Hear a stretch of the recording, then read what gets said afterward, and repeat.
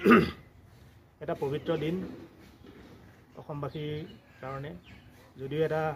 আসলে এজন আমি পুৰুধা ব্যক্তিক আজি দিনটোত হেৰাইছোঁ তথাপিও আজি এই মৃত্যু তিথিটোত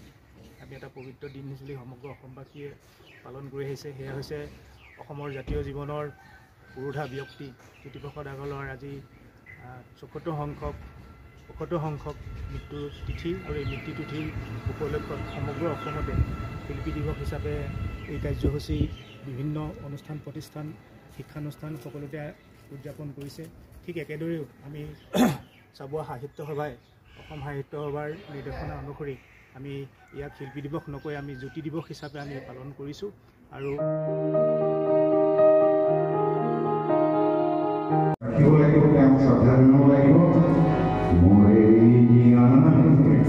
Krishna,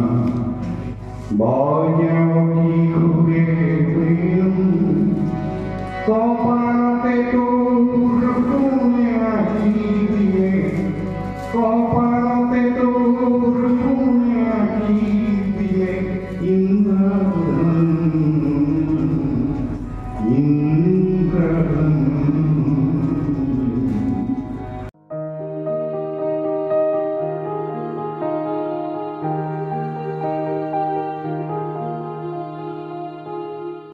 আমি যেতিয়া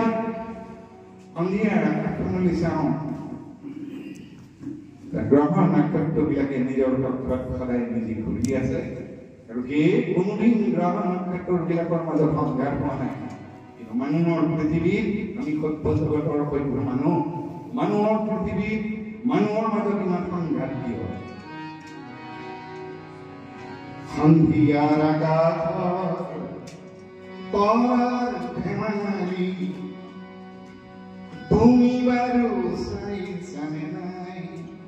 নিজৰ